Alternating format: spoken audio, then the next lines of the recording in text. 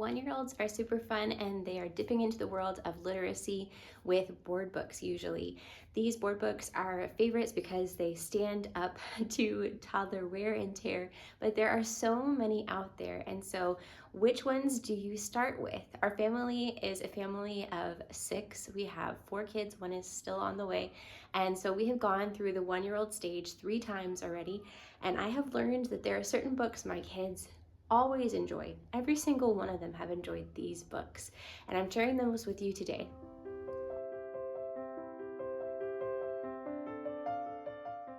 Hey, I'm Sarah, and if you're new here, I'd love to meet you. Please introduce yourself in the comments.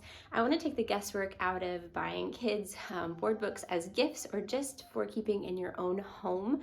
And so I'm going to share with you the ones that we have really enjoyed in our family, and also just the type of books that you can look out for. The very first one that all of my kids have loved is called Where is Baby's Belly Button by Karen Katz. I found that 1-year-olds usually tend to love babies, and anything about the body and lifting flaps is really fun in a board book for them. Another thing that they have gravitated towards at this age is touch and feel books. We have some Roger Pretty animal themed ones that I don't have with me right now. So this is just an example of this type of book where you're just touching different textures throughout the book. One of our favorites as the kids have gotten older, so it kind of does double duty as like a first introduction to touch and feel books, but also as a great story later on, is O Que Tem Aqui. This is in Portuguese because we're a bilingual family. The name in English is What's in the Box. This is by Isabel Otter. So this is a great one for just like fun surprises as kids get older as well. It kind of grows with them. Another first favorite is Pretty Books Animals. Animals are another thing that 1-year-olds like a lot or tend to like a lot. Some kids, I'm sure, are more scared of animals than my kids have been. But in general, they love the animal sounds and just seeing the different animals. Speaking of animals, I have quite a few books here that are with animal characters. That's something I've noticed is just having animals in a story makes it so much more appealing to a 1-year-old for some reason. I Am a Bunny by Richard Scarry. There's actually a whole series of these. I Am a Mouse and The Rooster Struts. This is the only one I've ever read to my kids, so it's the only one I'm going to include in this video. But this one has really beautiful, colorful pictures. It has a bunny, it has multiple different animals throughout the story, and it goes through the seasons of the year. Rhythm and songs are another great thing for this age group. Hand, Fingers, Thumb by Dr. Seuss. Pretty much anything by Dr. Seuss has been a favorite of my kids before 3 years old and up. And so Hand, Fingers, Thumb, this is by Al Perkins. I have a few others by Dr. Seuss. But Hand, Fingers, Thumb is so rhythmic. It's so catchy, and my kids love actually like padding on the book. So this is great to have in board book form. I do think that there are some paperback or hardcover books available. I prefer having the board book for sure. Okay, some other similar little bright and early board books are You My Mother? This is a really sweet story of a bird searching for his mom, and something about finding and searching for something is really appealing to this age group as well. Mr. Brown Can Moo, Can You? This one is animal sounds and just sound effects in general. Songs. So we have this book. It was really cheap. It's by Tiger Tales, and I got it on Amazon when my firstborn was probably 2 years old. But we used it with my 1-year-old, my secondborn, and then my thirdborn at 1 year old, and it's been a favorite. We just sing through the alphabet song A, B, C, D, E, F, G as we're turning the pages, and there are flaps to lift, so it's really engaging. And more rhythm, Llama, Red Pajama. This has such great rhymes. It's actually a really, really good story as well, and a lesson in patience and learning how to wait when mom is busy with something and that mom cares for you even if she's not right with you all the time. So Anna Dudney, Llama, Red Pajama. I haven't read anything else from her, any other Llama books. This is our absolute favorite, and all of my kids have loved it.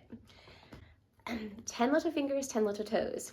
Babies again in the board book, but this is about counting fingers and toes and kids all around the world. So I love it because we love multicultural books, as much as we can introduce those into our lives.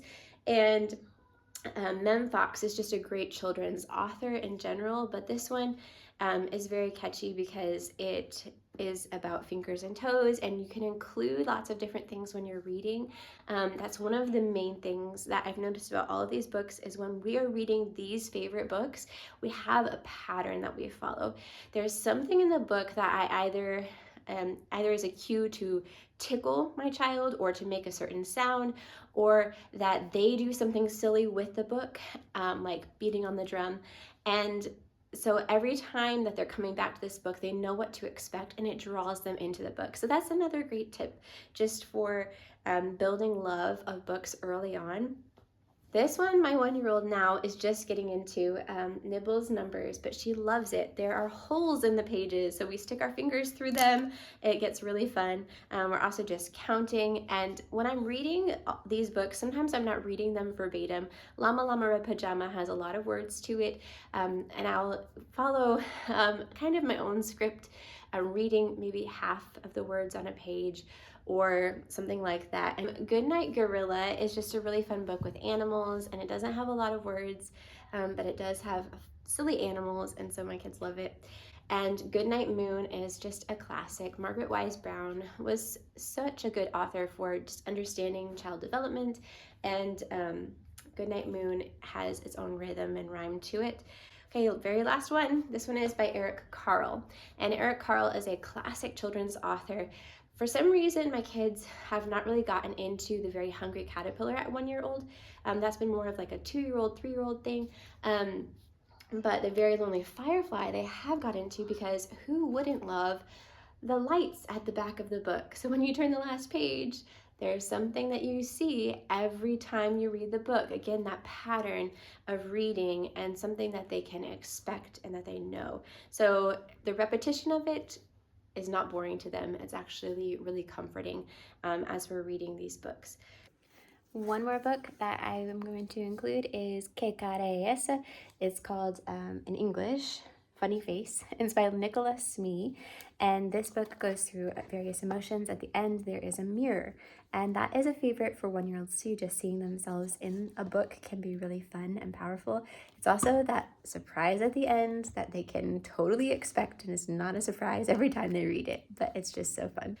Okay, I hope this video was helpful to you and just looking inside of these books. If you have any other questions or you have board book favorites that you would love to share, please leave those in the comments. And if you are struggling with getting a small child of any age to sit down and read with you and focus for those minutes so that you can build up their literacy and their exposure to language and vocabulary and all the good things that come with reading, then I have a video just for you. I made it a while ago, and I'm going to leave it linked right here. Thanks for joining me today. See you guys next time. Ciao.